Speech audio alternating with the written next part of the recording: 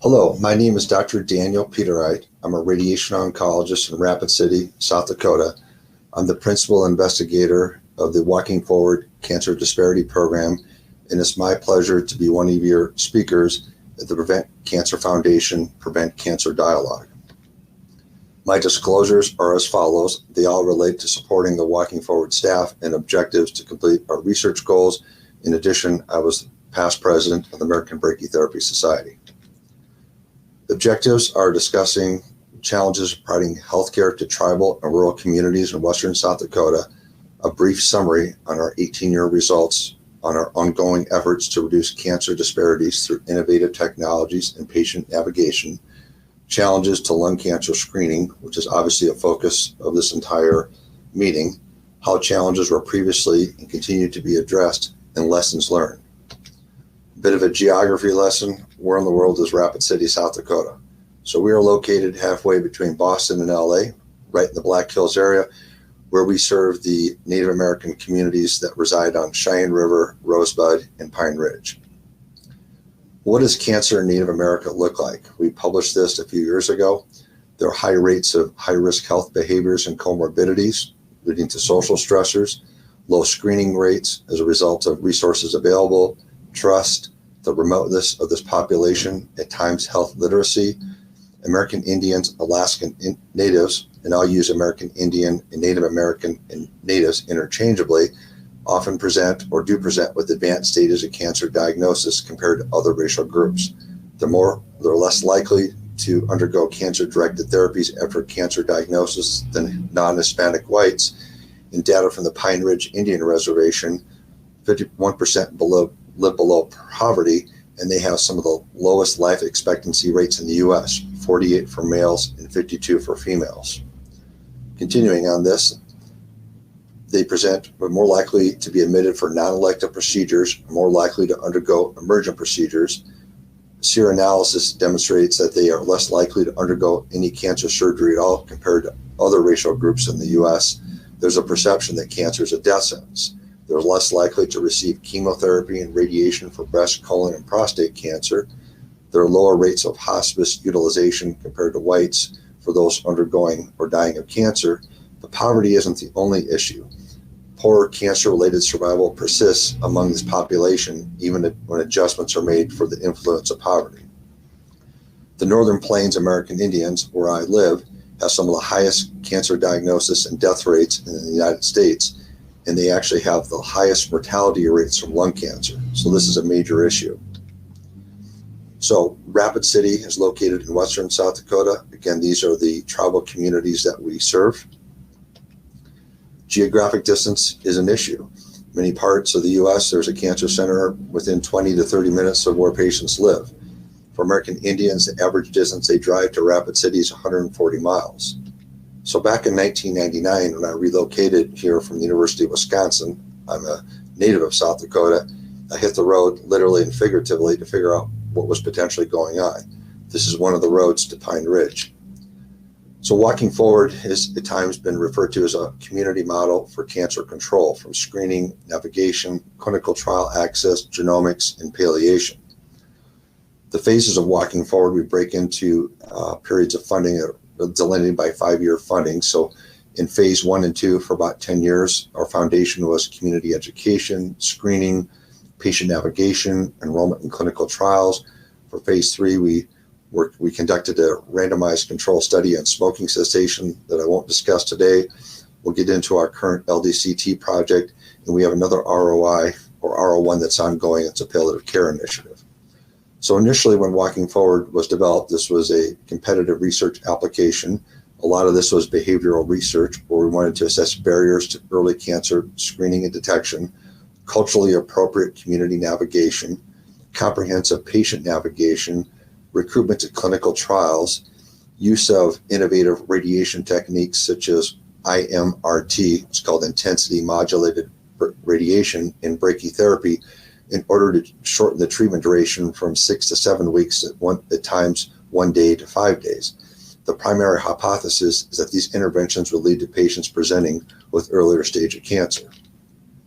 Conceptually, we know that these patients present with advanced stages of presentation could we go further upstream, so to speak, to figure out what are some of the health system factors that lead to patients presenting with such advanced stages of disease. So this was an extensive collaboration with the University of Wisconsin, the Mayo Clinic, and others over the last 20 years.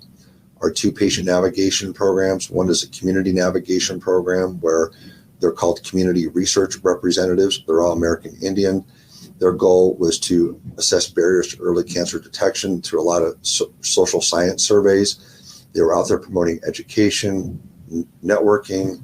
Our cancer navigation program is if patients were diagnosed with cancer, we had LPNs or RNs that would help identify barriers during their cancer treatment with the goal to get them to their cancer treatment in a hopefully expeditious fashion.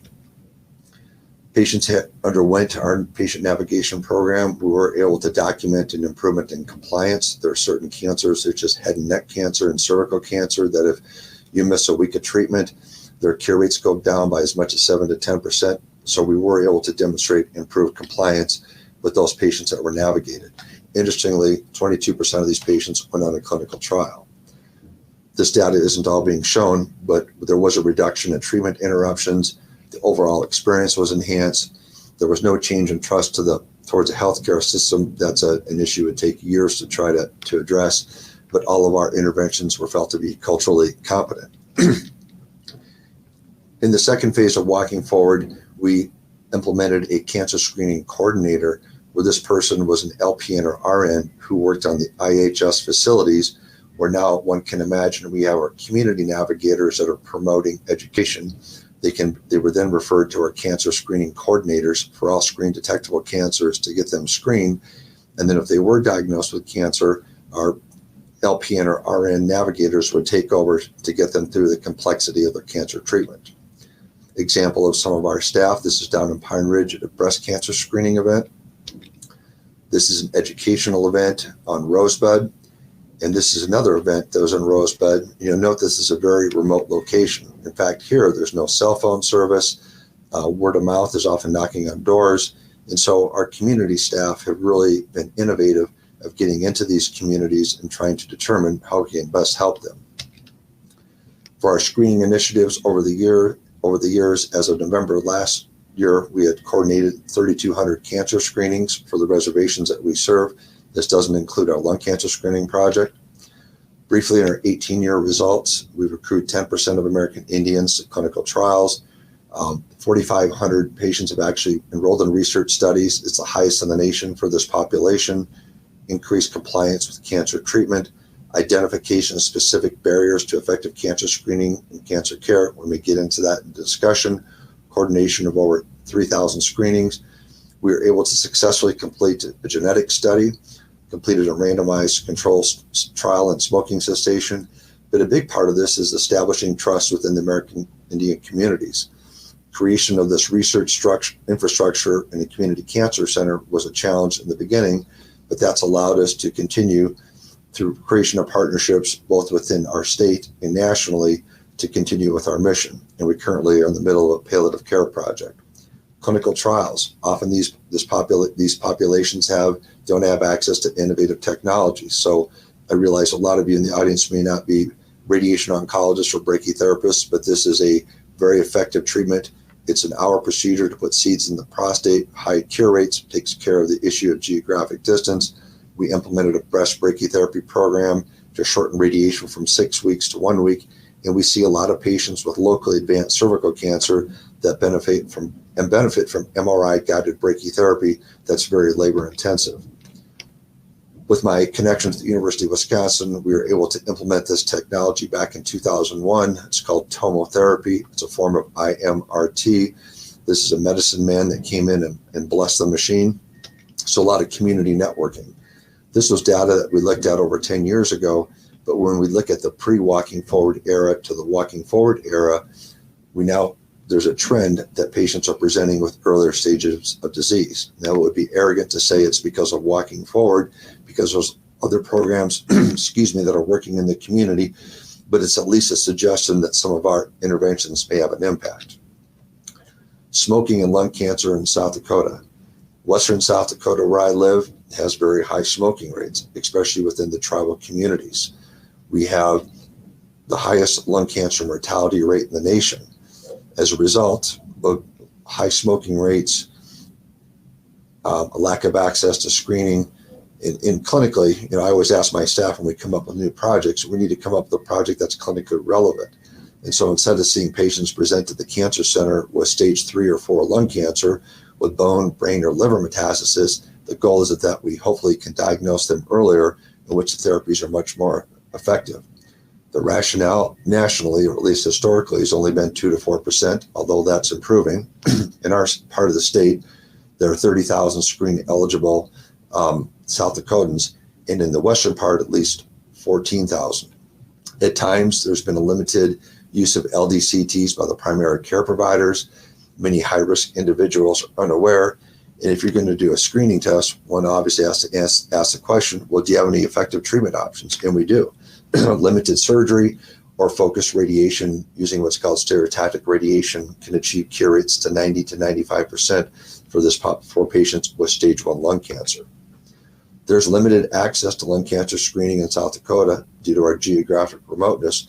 I won't read all these statistics, but this is a very large state with limited LDCT centers.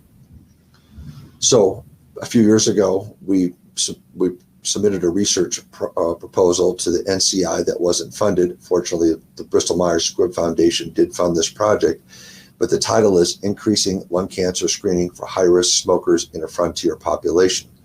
The research question is, will provider and or individual level interventions increase the utilization of LDCTs, or low-dose computerized axial tomography, amongst high-risk smokers in western South Dakota?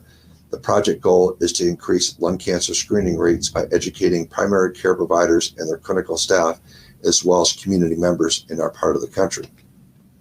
There are 3 aims to this research project. Aim 1 is screening awareness, to build on the previous research that we've conducted to improve provider and individual awareness of the impact of lung cancer screening. This included initial and follow-up surveys.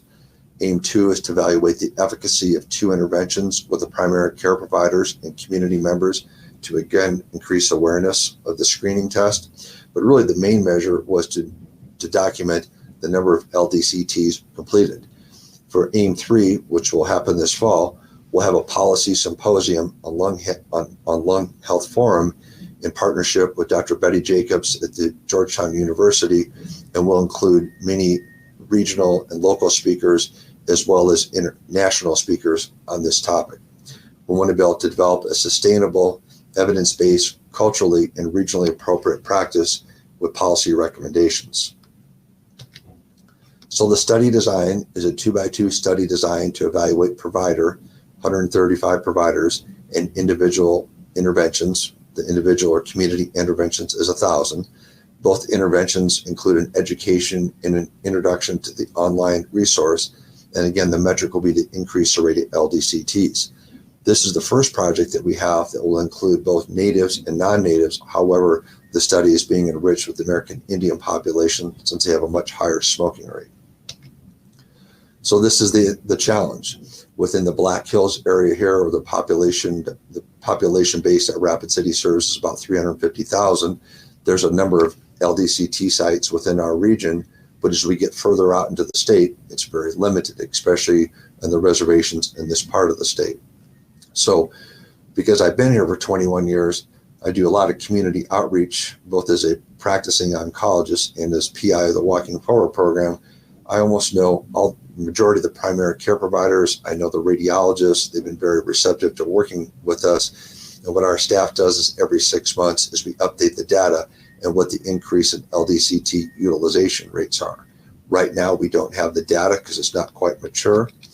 But as far as the number of sessions that we performed, we started in September 2018. Again, the goal is to provide a CME talk for 135 primary care providers. We're getting there with 95. We're close to 100 now. The community workshops, we're well over 500 at this point. And then to date, we've had 100 LDCT referrals with 81 completed. So we're certainly making progress. These are the results of the baseline LDCT utilization within our catchment area. Year 1, year 2, you can see there's an excellent trend. We continue, and then all of a sudden COVID hits. And so, as I'm sure all of you are aware, once COVID hit about a year ago, especially in the cancer screening world, cancer screenings for all screen detectable cancers basically went to zero. And so we certainly saw that because patients weren't going to come in for screening events when we had more pressing issues going on. So certainly there was a negative impact with COVID. What are some of the challenges? Indian Health Service is currently not covering the costs nor providing LDCTs. This is soon to change in Rosebud in that they're going to start providing LDCTs. Part of this is that IHS is underfunded. It tends to be life and limb policy. And anytime one conducts research in these communities, you have to go in front of the tribal health boards, their councils, and they astutely picked up 3 years ago when I went down to Pine Ridge that, well, you're going to be out here, Dr. Petereit, advocating for LDCTs, and we don't provide them. I said, well, that's a good point. So we were fortunate in that we received foundation money from a group called the Irving A. Hounson Memorial Foundation for $152,000 that will allow us to screen 400 American Indians at no cost. So fortunately, that worked out. Our education sessions, our staff are terrific. They had to be innovative. There was a lot of virtual discussions. There was some events being held outside, obviously being respectful of what the current policies are for social distancing. I love this picture here. This was taken over a year ago. This is by the Wounded Knee Massacre, about 5 minutes from that location. And this is one of our staff, meaning a couple who participated in our program for the 6-month survey. So where we have the geographic remoteness, they had to walk a mile down this road. Our staff met them here, and they're signing a consent form on the hood of a truck. So staff, again, are very innovative and well connected in the communities. Our last theme on this is going to be our policy symposium that we're looking forward to. And we're hoping that we'll be able to change IHS policy to provide these services. And we're working with the radiologists and the primary care providers to help them strategize how this can be successfully accomplished. Last year at this conference, one of the speakers was Dr. Pasquinelli. She talked about this CREST analysis. Now, it turns out that the current screening guidelines for lung cancer in the African Americans in Chicago should be different based on the analysis that they ran. And so when I heard Dr. Pasquinelli's presentation, I connected with her quickly, and their group is going to be performing a statistical analysis on the American Indian population. And so the previous screening guidelines of 50 or 55 to 77 or 80, a 30-pack year smoking history, we know that's going to be much different in this population. A lot of these patients have a 30-year pack year smoking history by the time they're in their early 40s. So by the time we have our healthcare symposium, we should have some updated data. Pathways to sustainability. This is community-based participatory research. Patient navigation is a foundation of walking forward. There's constant communication with our staff and community. We're listening to community signals and adapting and changing over time. We have a community presence to nurture this ongoing trust. Walking forward is a known entity. Other programs approach us to see if they can potentially work with our program to implement new research ideas. We collaborate with everybody. We have extensive collaborations within South Dakota, within academic centers throughout the U.S., political partners, and a number of PhDs, MDs, and basically anybody that would like to work with us. This is implementation science. This takes a while to get this off the ground. This takes absolute persistence. I would say the motivation of our staff is to help the underserved, and the end result is we've achieved a program that's gone from 5 years to 22 years of funding. This does take patience. It requires that the principal investigator is part of the community or the region. I have dedicated research time to work on this at least 1 day a week. It's usually about 10 to 15 hours a week. The challenges of the workload of primary care providers. An interesting statistic, Indian Health Service is underfunded. The per capita funding for IHS in 2017 per patient was $3,851. For the general population, it's over $10,000. Future funding for our LDCT program. Our current goal is to extend the healthcare prevention, to extend our lung health prevention research to enable the momentum to continue. This has taken a long time to get this off the ground. We've made significant progress despite COVID. Funding for our community staff ends this August. We'll be looking at potentially VMS to continue some of the funding. other foundations, the annual budget to continue our program is about $150,000. Our vision is to improve the quality of life for American Indian cancer patients from early detection, successful treatment, and survivorship, including end-of-life care. Our mission is this has been and will continue to be accomplished through access to screening, state-of-the-art cancer treatments and clinical trials, and comprehensive patient navigation. And we're currently expanding into the entire western part of the state as far as not only the natives, but the non-natives. This is our Walking Forward staff. It's an extremely dedicated team, wonderful individuals. And I again want to thank you for inviting me to be one of your speakers for the Prevent Cancer Foundation. Thank you.